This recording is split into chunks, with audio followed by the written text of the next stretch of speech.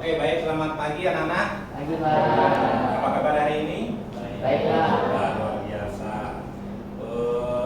Ada yang tidak hadir hari ini? Hadir semua ya? Iya, Pak. Baik. Untuk pagi ini, pertemuan hari ini kita akan membahas tentang lanjutan kemarin, yaitu ajaran-ajaran gereja Katolik. Ajaran gereja Katolik ada tiga. Ya, kemarin ada kitab suci, yang kedua tradisi, yang ketiga magisterium. Nah, sekarang kita akan membahas tentang yang kedua, yaitu tradisi. Ya. Ada yang tahu nggak tradisi? Kebiasaan, Pak. Tradisi itu apa? Kebiasaan. Nah, apa yang dimaksud dengan tradisi suci? Kebiasaan ya. Kebiasaan, oke. Contoh-contoh tradisi. Ada yang tahu nggak contoh tradisi dalam gereja Katolik? Bisa, Pak? Bisa boleh juga. Ada lagi? Rosario juga boleh. Ya. Terus apa yang dimaksud dengan tradisi dalam gereja Katolik? Ada yang tahu nggak? Tradisi dalam gereja Katolik. Ya, kebiasaan. Ya. Kemudian yang terakhir, apa yang dimaksud dengan tradisi gereja? Ada yang tahu? Tradisi gereja. Oke, kita lihat. Sebelum kita masuk dalam materi, kita doa terlebih dahulu. Kita sama-sama berdoa. Mari kita hening sejenak, kita satukan dalam doa. Dalam nama Bapa dan Putra dan Roh Kudus. Amin. Ya Allah, puji dan syukur kami panjatkan kepadamu atas rahmat yang kami terima hari ini. Terima kasih Engkau telah panggil kami agar selamat dan memperoleh hidup kekal. Curahkanlah Roh Kudus-Mu hari ini agar hati kami selalu melihat bahwa Yesus Kristus Putra-Mu adalah jalan, kebenaran, dan hidup kami. Bimbinglah dan pimpinlah kami, ya Allah, melalui terang Roh Kudus-Mu agar kami dapat menanggapi panggilan-Mu. Ini kami mohon dengan perataan Tuhan kami Yesus Kristus. Amin. Dalam nama Bapa dan Putra dan Roh Kudus.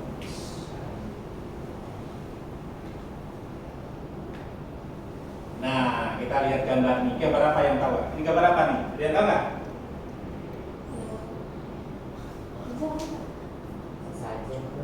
Upacara adat. Apa? Upacara adat. Sahadat. Upacara. Nah, sekarang nih, salah satu baca dengan keras ya. Siapa yang suaranya keras? Terus boleh tulis. Ya, terus maju. Baca berdiri juga boleh ya, Pak. Dari nomor 1, 2, 3 ya. Sini aja, Pak. Ya, boleh. Baca, ya temannya menyimak dengan sungguh-sungguh. Ya. Diambil dari Bantul, Yogyakarta.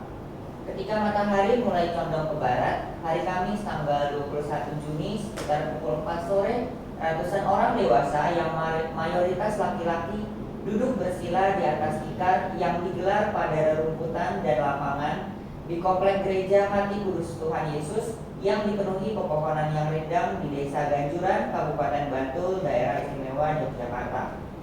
Hadirin dengan latar belakang agama dan kepercayaan yang berbeda-beda tersebut berasal dari dusun-dusun sekitar gereja Ganjuran yang datang untuk mengikuti kenduri memperingati ulang tahun yang ke-94 keberadaan gereja Katolik di tengah masyarakat yang plural di sekitarnya.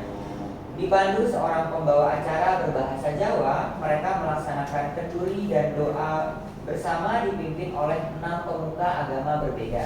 Agama Islam diwakili oleh Warsito yang kebetulan ketua RT setempat, Kristen oleh Pendeta Suharjono dari DKJ Desa Tetangga Jodok, agama Hindu oleh Wagimin dari aliran kepercayaan kepada Tuhan Yang Maha Esa oleh Heri Sujoko, dan dari agama Katolik oleh Fransiskus Saverius Sugiono. Bupati Bantul Suharsono mengajak seluruh warga yang hadir agar senantiasa menjaga persaudaraan dan kerukunan umat beragama serta merawat keragaman dengan cinta kasih guna mencapai kesejahteraan bersama di Bantul yang kaya akan potensi alam. Bupati juga menawarkan kepada pengurus paroki Ganjuran mengajukan permohonan bantuan sedikit keuangan kepada pemerintah setempat karena komunitas agama-agama lainnya sudah mendapatkan bantuan. Kepada VOA Suharsono menegaskan, ia berkomitmen merangkul semua penganut agama di wilayahnya. Saya ingin merangkul semua penganut agama yang sesuai perundangan ada di Indonesia yang wajib menghargai dan menghormati. Walaupun banyak hambatan untuk mewujudkannya, saya tidak akan mundur kalau agama tersebut diakui oleh pemerintah Indonesia, wajib kita hargai, kata Suharsono. Windu Kuntoro, panitia rangkaian acara peringatan ulang tahun yang ke-94 Gereja Ganjuran menyebutkan, tradisi kenduri lintas iman di Gereja Ganjuran sudah dilaksanakan selama bertahun-tahun. Kebersamaan dengan masyarakat sekitar yang berbeda agama juga sudah terbangun sejak lama. Sudah lama sekali terbangun hubungan harmonis dengan semua agama di sini, dan itu menjadi agenda kita dan selalu menjadi berkat dalam kenduri ini. Lalu memberikan berkat ini untuk seluruh masyarakat yang ada di sekitar Gereja Ganjuran. Ini adalah wajah yang sesungguhnya bahwa kita menjadi berkat bagi sesamanya tanpa melihat perbedaan apapun. Masyarakat hidup rukun dengan gereja ini. Mereka bekerja di sekitar gereja, membuka warung, romo kami juga memiliki hubungan yang sangat baik dengan RT setempat, membangun komunikasi dengan tokoh-tokoh NU, tokoh Muhammadiyah, saling mengunjungi dan setiap tahun kita kenduri bersama, ujar Windu Kuntoro. Gereja Ganjuran didirikan tahun 1924 oleh keluarga Belanda, pemilik pabrik gula, Joseph dan Julius Schumacher, untuk kebaktian keluarga maupun pegawainya. Sejak awal, Gereja Hati Kudus Tuhan Yesus Ganjuran mengadopsi budaya lokal, yaitu budaya Jawa sebagai bagian dari tata cara ibadah agama Katolik, meski tetap mengikuti aturan dari Vatikan. Esti Wijayati, anggota Komisi 10 DPR RI yang ikut hadir pada kenduri bersama lintas agama tersebut mengatakan, ia berharap rasa takut atau khawatir karena masih adanya perselisihan antar pengikut agama-agama bisa hilang dengan belajar dari tradisi kenduri di Gereja Ganjuran.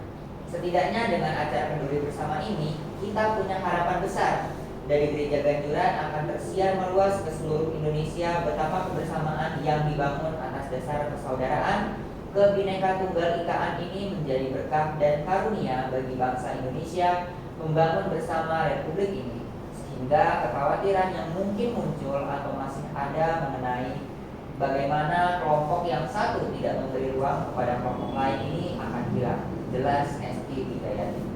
Sudah Pak. Oke, terima kasih Deus ya sudah membacakan artikel ya. Nah, sekarang kalian sudah paham kira-kira setelah mendengarkan apa tadi cerita atau yang dibacakan oleh Deus ya. Coba kalian mencoba mencari tradisi yang ada di daerahmu kira-kira. Tradisi yang ada di daerah setempat. Kalau ini tradisi Jawa, biasanya genduri ya. Masyarakat Indonesia itu banyak suku ras, ya kan? Bermacam ragam latar belakang. Tentunya inilah yang mempersatukan bermacam ragam itu menjadi kesatuan, ya kan? Dalam hidup bermasyarakat agar tercipta kedamaian, kerukunan, ya kan? Nah, sekarang coba kalian cari satu contoh saja tradisi yang ada di daerah kamu. Kira-kira ada yang perwakilan satu? Ada yang sudah tahu kira-kira? Atau bikin kelompok aja? Kelompok boleh bikin kelompok berarti berapa? 1, 2, 3. Itu kan itu. 1, 3 kelompok. 1, 2, 3, 10. 10 bikin 2 kelompok. Ya, 2 kelompok. Oke. Silakan kalian diskusi, kemudian cari kira-kira saya sudah menemukan, silakan presentasi di depan. 1 menit, boleh. Tadi siapa? Persetujuan kelompok mana yang akan dipresentasikan, ya? Mana yang mau disampaikan di? Siapa yang duluan sudah siap? Silakan maju ke depan, ya.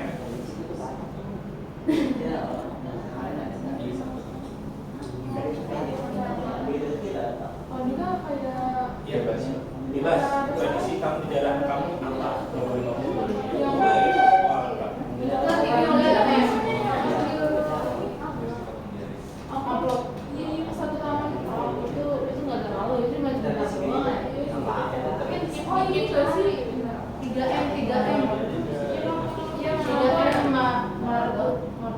Maria Raja, Itu ada. Bukan Ini tradisi setempat, tradisi masyarakat.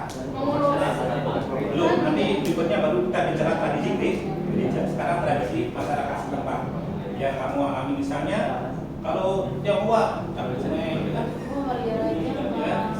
Kalau Jawa Durian, ya. Kalau daerahmu masing-masing. Ya. Ayo, sudah siap? Ini waktunya hanya 1 menit.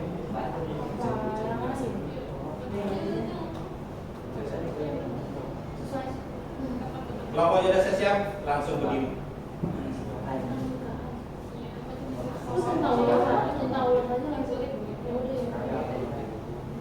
Ya. Siapa? Oke, kelompok 2 ya. Ini silakan, di sini cerita kepada teman ya. Ini oleh Siska ya. Sini aja, Pak. Ya, boleh di situ ya. Oke teman-teman, kita kan ada tugas dari Pak Petrus supaya kita menjelaskan salah satu tradisi yang ada di Indonesia.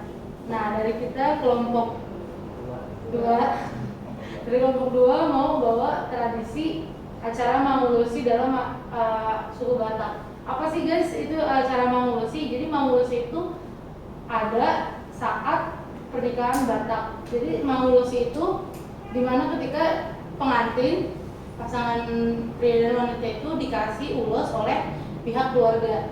Kemudian ulos itu gak bisa dijadiin seperti yang kita tahu sekarang udah modern. Ulos itu ada yang diubah jadi rok, jadi baju, jadi mungkin banyak inovasi-inovasi lain. Tapi kalau misalnya ulos yang buat pengantin ini yang dikasih dari keluarga benar-benar gak boleh diubah jadi apapun karena ini sangat-sangat sakral. Jadi ini ulosnya itu panjang banget sampai kayak mungkin bisa sampai 2 meter Pak, karena nanti itu ulasnya bakal diselimutin buat 2 pengantin.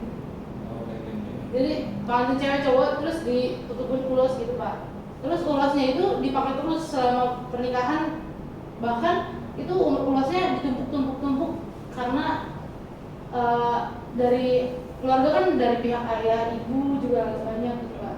Terus ulas ini benar-benar sakral, kayak sebagai ilmu kalau misalnya melindungi pengantin dari segala tantangan dan rumah tangga gitu Pak. Pesannya apa kira-kira? Pesan dari tradisi itu kira-kira Pesannya, untuk masyarakat ya? Sebenarnya saya juga masih bingung. Karena saya juga belum menikah. Jadi saya bingung. Mungkin makna dari ulos itu mungkin dari doa dari keluarga supaya pengantin ini tuh terhindar dari segala macam yang tidak baik. Oke, tepuk tangan untuk kelompok. Ya, kira-kira itu tradisi ya, tradisi masyarakat setempat, macam-macam banyak sekali tradisi yang ada di Indonesia. Kita kan banyak ragam tradisi ya. Mungkin hanya salah satu yang kita sampaikan. Oke, kita lanjut. Tadi pesannya sudah oke ya, pesannya kelompok. Nah, perlu mendalami kitab suci ya. Lanjut aja ya. Sebenarnya ini langsung arti kata tradisi. Tradisi atau kata Latinnya adalah tradition yang berarti penerusan. Ranah gerejawi dapat diartikan ajarannya yang diwariskan. Jadi tradisi adalah proses penerusan warisan yang diteruskan dari generasi ke generasi berikutnya. Kayak tadi, ya kan, kita melihat tradisi yang baik tradisi Batak, Jawa itu sudah sering dilakukan karena itu memang dari dulu sudah ada dan sampai sekarang diteruskan sampai sekarang pasti ada kegiatan seperti itu tradisi setempat ya. Kemudian kita juga bicara tentang tradisi suci ya. Tradisi suci itu juga merupakan dasar iman Katolik ya. Kehidupan iman orang didasari oleh kitab suci dan tradisi suci yang berkembang di dalam gereja dari masa lalu hingga masa sekarang. Nah, kalau melihat ini, bayanganmu apa nih? Ini adalah Yesus ada, para rasul ada, orang-orang kudus ada.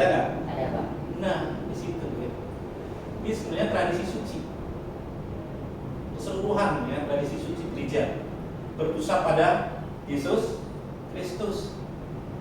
Yesus Kristus sendiri adalah wahyu yang harus diteruskan, ya. Teruskan kepada siapa? Para rasul. Para rasul teruskan kepada siapa? Umatnya, kita semua, ya kan? Jadi awalnya tradisi ini dari Yesus, diteruskan kepada para rasul, diteruskan pada kita, umat awam. Nah, tugas awam, umat awam menyebarkan kabar gembira ini, kabar Injil ini yang belum mendapat kabar gembira. Ya. Injil ada di Injil Matius 28, 19 sampai 20. Ya. Ini tugas kita sebagai orang yang dibaptis, ya. Itu ya. Jadi, nah, penerusan wahyu. Allah sendiri menentukan bahwa seluruh wahyu diteruskan agar dengan demikian semua orang segala zaman dapat mengenal Allah dan dapat diselamatkan. Kehendak Allah ini menjadi nyata dalam perintah Kristus untuk mewartakan kabar gembira sampai ke ujung bumi, ya. Kenapa? Ini adalah tugas kita semua. Ini adalah tradisi, ya kan? Tradisi turun temurun. Tradisi penyampaiannya melalui apa? Ada dua, melalui kitab suci dan apa? Tradisi lesan, ucapan, kan? Gitu ya. Jadi yang pertama, penyampaian generasi itu melalui kitab suci. Yang kedua melalui lesan, pewartaan, ya, dari hidup para imam, hidup para klerus, kalau di kita bahasa klerus ya, orang-orang kudus, ya, itu dimaknai, dihayatin, kemudian diteruskan kepada generasi berikutnya, ya. Dari paus ke uskup, ya, penghayatannya, imannya, pengajarannya, kemudian dari paus ke uskup, kemudian diteruskan lagi pada imam diteruskan lagi pada umat. Pewartaannya demikian. Jadi itu tradisi dari turun temurun, ya. Nah, jadi teruskan apanya? Isinya kewahyuan. Jadi adalah apa? Pewartaannya, ya. Kehidupan Yesus, ya. Perjalanan hidup Yesus dari lahir sampai wafat, kenaikan, ya. Nah, itu yang diwartakan. Karena itu harus disampaikan agar semua manusia itu selamat. Tanpa itu, tanpa tidak mengimani Yesus wafat, bangkit, dan akan naik ke surga, itu sia-sia semua. Karena itu adalah penyelamatan, ya. Penyelamatan Allah sendiri kepada umat manusia di dunia melalui tradisi, ya. Caranya tradisi itu yang harus dilakukan terus menerus sampai sekarang. Nah, itu ya kira-kira, ya. Paham ya kira-kira, ya? Ya, Pak. Jadi pewartaan sendiri yang diwartakan siapa? Yesus sendiri. Yesus sendiri yang diwartakan. Yesus dari kehidupan Yesus sampai wafat, sengsara, wafat, dan kebangkitannya. Itu yang mengimani itu berarti dia akan selamat. Ini tadi para rasul menjalankan perintah Kristus, ya. Para rasul menjalankan perintah Kristus. Kristus siapa? Yesus Kristus. Yesus Kristus, ya, dirinya sendiri yang harus diwahyukan, dirinya sendiri yang jadi korban untuk penebusan manusia di dunia. Ya, caranya pewartaan tertulis melalui tradisi. Pewartaan tertulis jadi tradisi, ya. Tradisi kita, tradisi lisan, kan. Kemudian pewartaan tidak tertulis, ya. Pewartaan tidak tertulis adalah ya lisan tadi. Pewartaan yang tertulis adalah kitab suci. Ya, kira-kira paham ya gitu, ya. Bagaimana cara tradisi itu disampaikan, ya kan? Karena gereja Katolik itu tidak hanya kitab suci saja ajaran gerejanya, tetapi ada 3. Makanya kitab suci, tradisi, dan magisterium. Nah, kita fokus pada kitab tradisi dulu, ya. Magisterium bisa nanti kita singgung sedikit. Nah, tradisi suci yang mencakup segala sesuatu yang membantu pengudusan hidup dan pengembangan umat Allah, berkembang di dalam gereja dengan bantuan Roh Kudus. Dalam Konsili Trente menegaskan bahwa kebenaran-kebenaran iman yang mewahyukan dalam kitab suci dan tradisi lesan datang dari Allah melalui para rasul. Itu ada sumber-sumbernya, ya kan? Jelas bahwa ada tradisi ilahi yang tidak termuat dalam kitab suci. Bayangkan kalau kisah Yesus ditulis semua, cukup nggak kira-kira kitab sucinya? Ya kan? Yesus ngapain? Ya, ngapain? Perlu ditulisnya? Nggak semua tertulis dalam kitab suci. Makanya adanya tradisi ilahi. Tradisi melalui tradisi lesan dari penghayatan para rasul. Nah, itu sampai sekarang ya. Makanya para imam, para penerus itu menghayati sungguh-sungguh dari situ ya. Maka pewahyuan akan sampai, dan itu kan dilanjutkan terus menerus sampai generasi berikutnya, sampai sekarang. Syaratnya apa? Penerusan pewahyuan. Bicara kata-kata ya, kata-kata Yesus, ucapan Yesus ya, kemudian tulisan-tulisan, menulis ya, kemudian menjelaskan ya, tapi tulis.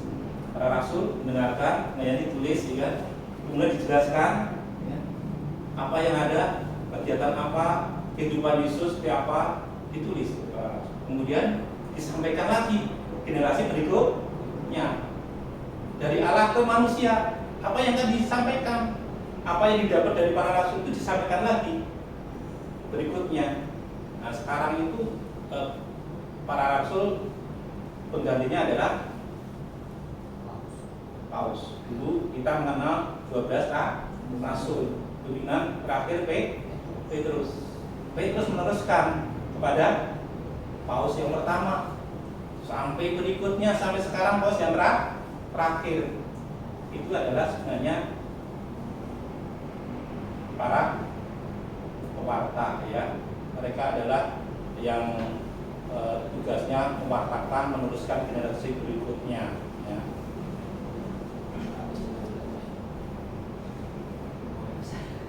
Dari manusia kemudian kepada manusia, tugasnya adalah ya, kita sudah dapat nih ya, dari imam ya, dari para uskup, boleh juga dari pengajaran-pengajaran para imam. Kemudian dia tugasnya adalah menyampaikan kepada sesama manusia untuk apa? Untuk menyebarkan kabar Injil, ya, menyebarkan Injil, kabar sukacita. Itu tugas kita, ya. Jadi turun temurun. Jadi ini istilahnya generasi ke generasi berikutnya, ya. Kira-kira apa yang mewahyukan, benar-benar mewahyukan pewahyuan Allah, ya kan? Bagi yang percaya akan diselamatkan. Nah, dasar sumber pewahyuan ya memang sulit ya kalau menemukannya itu dari kitab suci saja. Makanya tadi ya melalui tradisi lesan. Saya sudah sebelumnya saya jelaskan ya. Kira-kira kalau hanya ditulis di kitab suci cukup nggak? Kira-kira kan nggak cukup ya. Kehidupan Yesus ya, wataan Yesus sendiri ya, pribadi Yesus sendiri ditulis di kitab suci dari lahir sampai ini nggak cukup. Akhirnya tadi melalui tradisi lesan, kehidupan Yesus tetap ngapain saja. Yesus itu para rasul mengamati, menghayati dan merenungkan, kemudian disampaikan lagi ke berikutnya. Ini ya.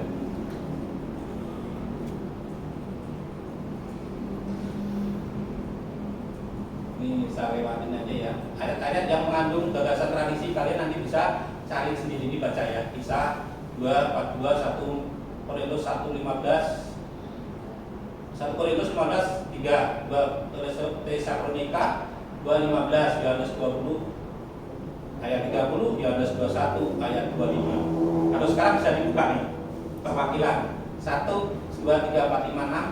Oh ini sampai 5 ya. Jadi coba buka yang nomor 1 Kisah 2, 42 Titus 2, nomor 2 1 Korintus 15 ayat 3. Siapa? Korin. Kemudian Yohanes 20, 30 yang sudah siap si siapa? Kevin. Kemudian yang terakhir Yohanes 21, 25. Siapa? Ya, coba baca nomor 1 dulu langsung.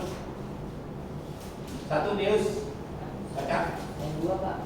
Ayat 2. Nah, Boleh, Pak. Yang dua dulu Pak. Boleh. 1 Korintus ayat 15. 1 Korintus 15 ayat 3. Sebab yang sangat penting telah kusampaikan kepadamu, yaitu apa yang telah kuterima sendiri, ialah bahwa Kristus telah mati karena dosa-dosa kita sesuai dengan kitab suci. Ya, Pak. Terus selanjutnya.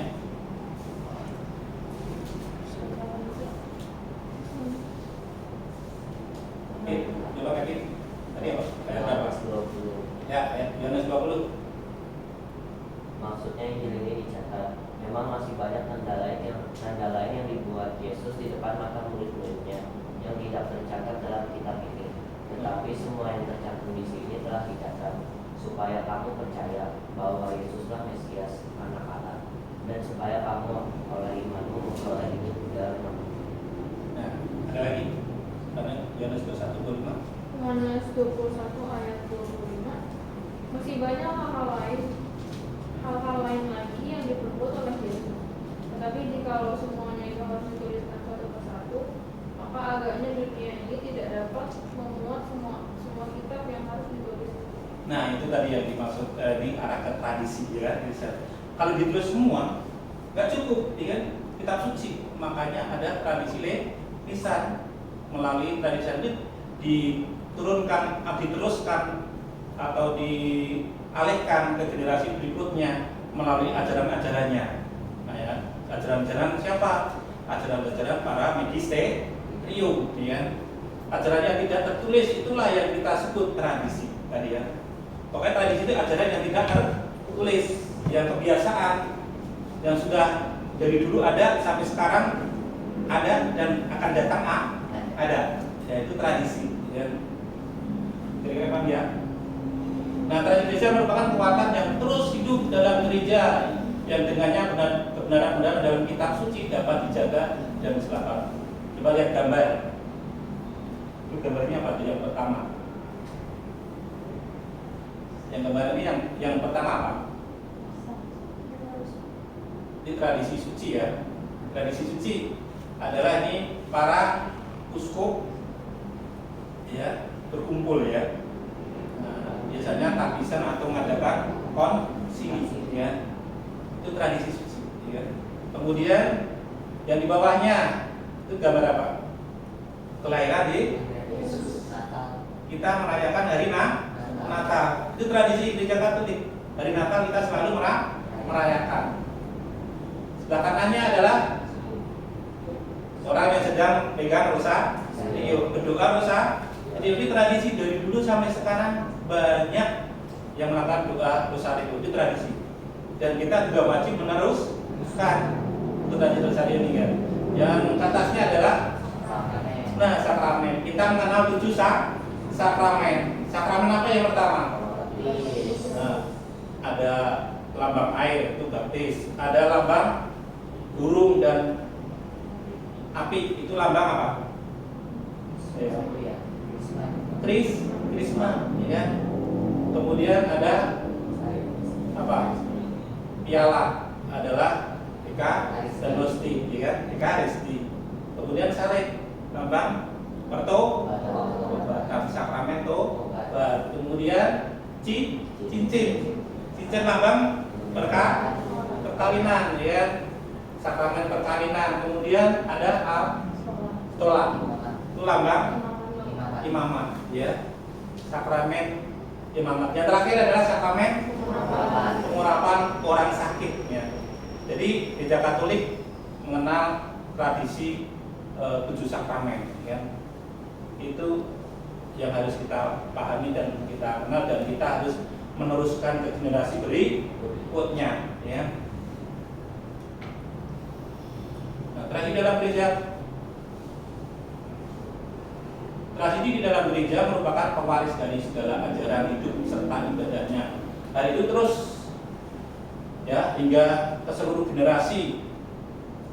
Ya, dirinya secara seluruhnya akan imannya seutuhnya. Jauh lebih dalam tradisi menentukan jati diri dan persatuan gereja, menjamin kesinambungan antara masa awal, atau gereja perdana dulu, masa kini dan sekarang, dan masa yang akan depan, masa yang akan datang lah kan, masa depan kita itu akan terus menerus berkelanjutan ya, berkelanjutan sampai tugas kita mewartakan itu selesai.